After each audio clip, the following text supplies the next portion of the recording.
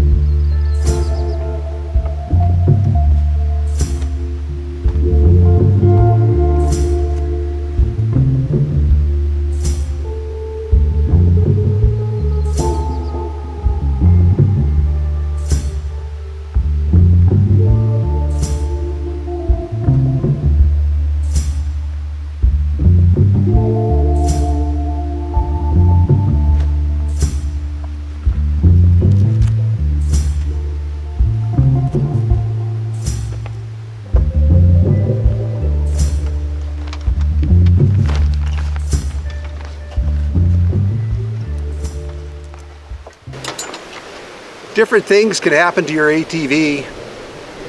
You can get a flat tire. You can run out of gas. You can roll it down an embankment. You can get hurt. But if this happens to you, what are you going to do? What I like to do is, whenever I head out, I always throw this bag on top. And I wanted to go over what I've got inside here for a situation just like this one. Now, I could be stuck here overnight. I've got no cell service. My wife knows what area of the national forest I'm in. She's not even expecting me home until this evening. When I don't show up this evening, it's going to be too late to go out and look for me. I've got to be prepared to take care of myself.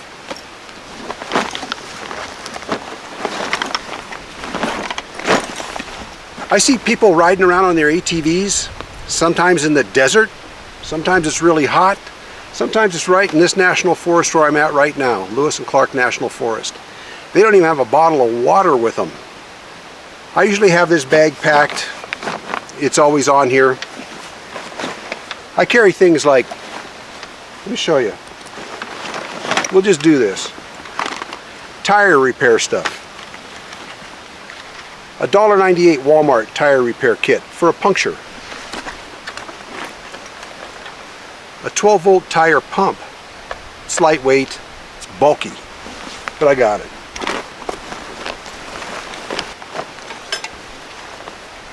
Can to fix a flat. Fix just a little tiny puncture. Of course, this isn't going to do you any good at all if you've ripped the sidewall out of your tire on a sharp rock, or you've gone over a sharp branch that's put a hole in your tire this big around. None of this will do you any good. You're stuck. You're stuck until somebody comes and gets you.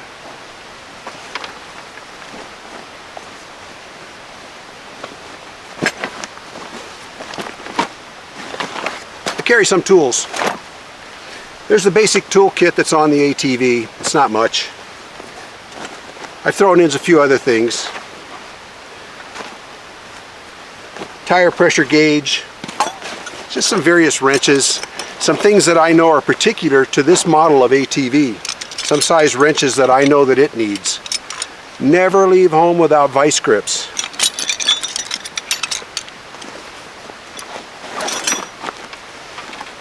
Garbage bag, duct tape, just don't know, but they're handy.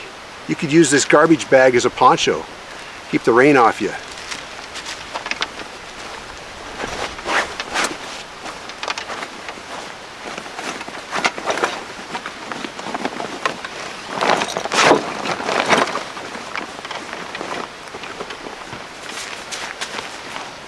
Pretty inclusive first aid kit. If you roll your ATV down an embankment, chances are you're bloody. You might need to patch yourself up.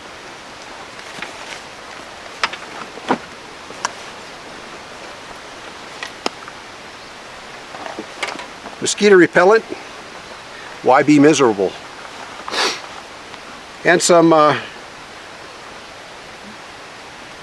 drinking water purification tablets.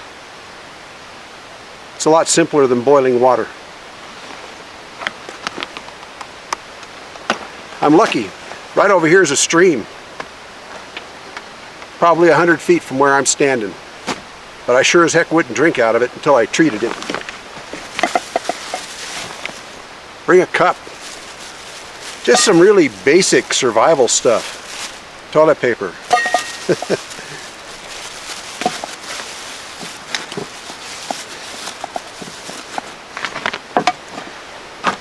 What led to all this is my wife and I got caught out several years ago on this ATV. We were on top of Gibbons Pass, southwest Montana. And a lightning storm came through, thunderstorm came through, and it started hailing. And it was hailing hard, really hard.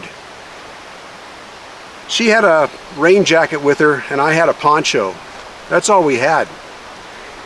But it hailed so hard that it stung my hands. I didn't even have a pair of gloves. And it hurt. Let me tell you how bad this hailstorm was. When it was done, we had 4 inches of hail on the ground. The lightning was striking all around us. You could smell the ozone. This is a true story. So we had a choice. Take shelter under a tree. In a lightning storm, that's the worst place to be. Yeah, you don't want to do that. So we rode it out. By the time it was done, we got down off the mountain. My hands were all red from getting beat by hail. We were freezing cold. It was pretty much a mess. I had the one poncho with me. This is a military poncho in here. Now we carry 2 because my wife wasn't adequately protected that day. So now she has another poncho inside this bag. Both military ponchos. When you're sitting on the ATV, they protect you better than anything else. Gloves. I'm determined that's not going to happen again. I'm going to protect my hands. So what happens this evening? I need some kind of shelter. Got a little tarp in here. I've got a bunch of paracord in here so I can tie it up no matter what. You should have some kind of a machete or a tomahawk or a hatchet or something. I happen to like this little tomahawk. This one holds an edge real well and it's razor sharp. To help me get a fire going. Speaking of that, I've got fire starter in here and matches and a Bic lighter. Nothing fancy, just something to get the job done. Oh, and look at this. I've got a 10-year-old MRE in here. Oh yeah. But at least the cracker should be edible. Great.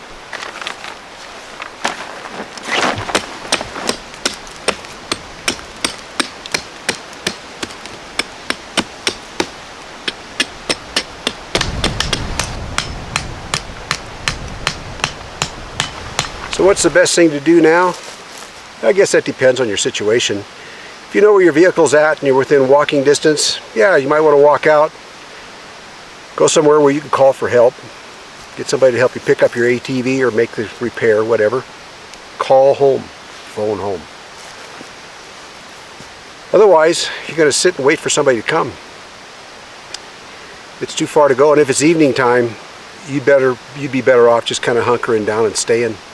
Now you already know I've got food and I've got a way to start fire, so I'm not gonna start a fire here or do anything like that. But I could be preparing for the evening. All I've got, I did bring my fleece. This is Montana in May, up in the mountains, and at nighttime here it's still getting down to about 35 degrees or so. But I don't think I would be very comfortable. I'd have to start gathering firewood right now and build a fire pit and be prepared to keep warm all night. I got 2 ponchos to roll up in, so I'd be okay. I would survive. But I don't think it'd be a very comfortable night. But that's not the point. It's just to get through to the morning and then hope somebody finds you pretty soon. You know, I did mention earlier, I talked about what if you roll your ATV down an embankment or something? And you know that's totally possible, especially the way we drive and the places we take these things. So what happens if you break an ankle or break your leg? You're stuck, and what happens if you're bleeding? You have to be prepared for that too.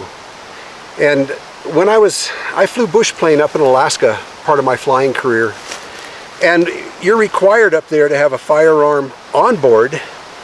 And not only are you required to have it, but it's got to be part of your safety briefing to your passengers. And the passengers would always ask them, I'd show them where the shotgun was. I'd tell them that it's loaded, it's just not chambered, because that's the way we had to carry it. And they said, well, is that to shoot game with in case we go down and we need to get food? I says, no, you're the food. If you're bleeding and you can't move and you got your back up against a tree, you're fair game for wolves or bears. You know how they say, oh, wolves won't attack a human? Wolves will attack a bloody human in a heartbeat. So you should be prepared for that too. I always carry something. Right now I would consider myself underarmed. I'm carrying a 10mm, which is if all you can do is carry a handgun, that's a pretty good choice. You know, 16 rounds of 10mm is pretty good.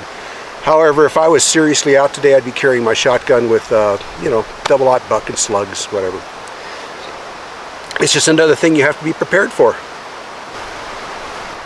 And if a firearm's not your thing, you can always carry bear spray. It's windy. I don't trust bear spray in the wind. I've already been there and done that. And bear spray wasn't going to work for me. I'm glad I had a firearm. Other things that you could consider in your carry kit, and I think it's a really, really good idea, is a GPS locator. You can get a GPS locator that you can actually text on, send messages. You can say, hey, I'm fine, see you this evening, or I'm not fine, can you send somebody out on Forest Service road number whatever, and that's where I'm at. GPS locator would be a very good thing to have when you're out by yourself. Don't go out by yourself, always go out with a friend. I find myself on the ATV a lot, just poking around. I'm sure a lot of other people do too. But be sure and tell somebody before you leave home where you're going to the best of your knowledge. The thing about an ATV is though, is that you cover a lot of ground. If you're just out cruising during the day, you could be miles and miles away from your vehicle, literally. So, you know, try to give people a pretty good idea where you're going and try to stick to that. So anyways, I hope you got something out of this video you can use. And be sure to like, share, subscribe. We'll see you around.